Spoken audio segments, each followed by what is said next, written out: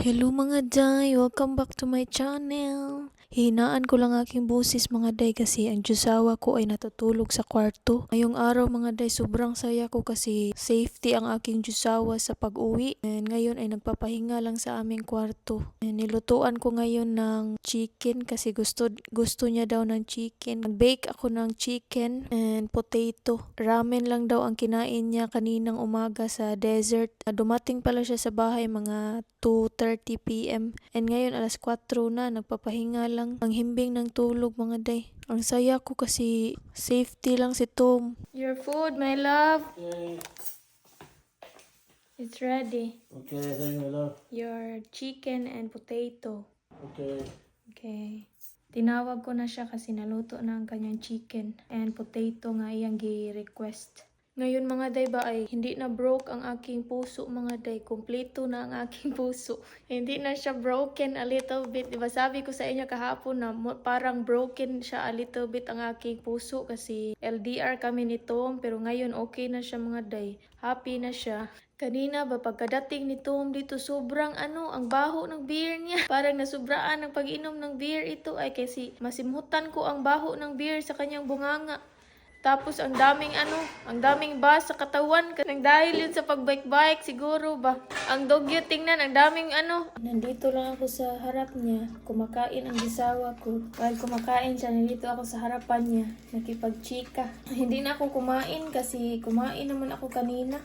4:30 p.m. na pala dito sa hapon. Right? Ay, it's already 4:58. Is this correct, my love? Is that, Yeah, it's the same. I think that's correct. Nangumusta ako kung anong ganap nila doon. I am so happy now, my love. Huh? I'm so happy now. Because you're here, you're safe. Yeah. Nagugutom talaga siya. Halatang walang halatang walang nag-atiman doon sa kanya sa desert kasi gutom na gutom. Ang oras ngayon dito mga day, mga April 13. Right, my love? It's April 13 today. Wait, 11? Yeah, I guess. Yeah, it's 13. Okay. Are you sure your appointment was it the 13th today? No, 14. Oh, the 14th? Tomorrow, Monday. Okay. Yeah. Interview ko pala bukas, April 14 at 2:40 p.m. And Sunday pala ngayon dito mga day. Hindi kami magsisimba ngayon kasi not feeling well si Batom. Tired pa siya and gusto niya magpahinga. What? A couple bikes, but there was a lot of people driving vehicles, like off-road type vehicles and caravans, like 6 or 7 Where vehicles following each other into that area. where in desert where you stay? What part? Well, it's like you're going to, before Baker, you know where we were, Yeah. right? Yeah, Silver Lake. Yeah, before that, Mm. like about 10 miles before that, Mm. off to the right, I showed it to you Mm. before. Okay. And then if you keep going a little bit farther, you're going to hit Baker where we were. The one that has a lot of people using dirt bike or no? Not dirt bike, off-road trucks, like Ah. Jeep. Like the big one that you showed me? No, these are like Jeeps or Toyota trucks. Yeah, I like know, mine. like 4 wheels. Yeah, That's- but they're equipped with a lot of stuff. Like Yeah. you'll see on top of their vehicle, like Yeah. or on the back carrying stuff, or Uh-huh. they're doing some. I don't know why they need all that stuff. Mm. I guess there's a lot of places you can go if you have a street. There's a lot of stuff up there that people are going to. There's used to be a volcano. I don't know where they're going. They were going over to the Soda Lake, and then the next street over where they're going is called ZZYZX, Zizix. Mm. I will get a sandwich ice cream. Kain tayo ng sandwich ice cream. Yeah. Ice, man. Yeah, that's ice. Sandwich ice cream, vanilla. Premium vanilla. I forgot what story about that. Smart and final. Oh, okay. Let's eat. Si Tom kumakain ng chicken and potato. Tayo, kain tayo ng ice cream. Paborito ko talaga to. Sandwich ice cream. What? Kanina ay minasahe-masahe ko si Batom. Sumasakit daw ang kanyang katawan. Baka nagpalabi to sa kanyang gibati doon sa desert. Sakto lang ang tamis niya. Yeah, you can have it. Or we don't have many of these left. Yeah, we have a lot. Ang tamis niya ba? Sakto lang. I'll just eat it. Yeah, okay. Halata talagang nagugutom, oh. Nangingi pa siya ng marami. Buti mga day, ay marami-rami ang gibake ko. Kanina mga day, sayang, hindi ko na-videohan yung pagkadating nito dito. May kambayot talaga ako Put this back. kahit ang baho niya ng beer. Okay. Ikambayot ako tapos nagkiskis kahit ang baho ng bunganga niya ba. Kada minuto lagi ako nagsasabi nga, I miss you my love. Right my love? I told you every minute, I miss you my love. Yeah. Tasty. This one, my love. Huh? Very tasty. How does it compare with the other one? It's the same. Meron kasi kaming nabili before nga ibang brand pero same taste lang sila. Merong biscuit sa taas ba tapos sa gitna ice cream. Same lang talaga sila, sandwich ice cream. Ang brand lang ang kaibahan nila. My love, you know what? Yesterday I kept calling you every after 5 hours. Even if I already know that there's no signal, right? We already talked about it that we don't call when you get there. Because there's no signal. But then I cannot help myself because I miss you. Not really. I don't turn it on. Yeah, did you hear my voicemail? I leave a voicemail before I go to sleep last night. Yeah, I heard that one. Okay. Thank you, my God. That I heard it when I'm leaving because I'm just checking it since I have the signal when I leave. How many messages did you leave? Just one? Only one. Only one the whole trip? Oh, you left two. Yeah. One was about the ramen, and then the other one was about you were going to bed. Yeah.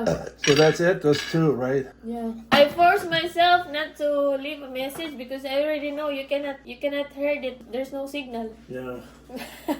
I could hear it later if Yeah. there's a problem, but there's nothing I can do, really. Yeah. And also, my love, when I woke up yesterday, Yesterday? Not today? not today, yesterday. Yesterday. Yeah. I not woke up, maybe like 4 a.m., 5 a.m. I keep touching in my side. I thought you were there. I thought you were next to me. Maybe I'm just used to it that I keep touching you every early in the morning because... It's a habit. And then when I touch it, it's only a pillow. Okay, thank you, love. I'm gonna go back and lie down again. Okay. Umiiyak na naman ako. Ang dali ko talaga umiyak. Ay, kapayason ko talaga. You're not hungry, huh? Yeah. Thank you, my love. Okay, you're welcome. Sleep well. My love. Okay, alright, thank you. That's all I really need is water, food, Mm. and rest. Mangugas muna ako. Sabi niya, that's all what he did ko ng water, food, and rest. Manghugas tayo sa pinagkainan ng ating Diyosawa. Hindi ko talaga mapigilan ang sarili ko kahapon ay maiyak-iyak talaga ako. Kasi ano ba, hindi ako nasanay nga mag-isa dito. Hindi ako mapakali ba, magsige ko kada minuto ako mag-check sa aking phone kung ni-respond na ba ang Diyosawa ko. Kahit alam kong walang signal sa desert kasi nag-usap na kasi kami niya nito nga hindi kami magkakontak kasi walang signal ba. Alam ko naman yun kasi naka-experience naman ako nga napunta sa desert kaya alam kong walang signal. Kahit alam kong walang signal, tumatawag pa rin ako sa kanya. Nagiiwan ako ng voicemail ba before ako natulog hapon. Ganyan ako. Hello my love, I'm going to sleep now. Have a good night. Sleep well. Hope you eat your sandwich dinner. Buti na lang ay umuwi na si Tom. Ang iniisip ko kahapon, kumusta na kaya sila? Nagdasal talaga ako ng maigi na safety lang sila. Kasi alam niyo naman ang dirt biking tapos sa desert, ang dangerous ba yan ng mga bus doon kapag ma-stuck up ka sa bus tapos ang layo mo na puntahan, simbako lang. Yan ang iniisip ko ba, na mahitabo ba simbako. Nagdasal talaga ako ng malala kahapon na wala sanang mahitabo kay Tom at sa kanyang friend. Safety lang sila.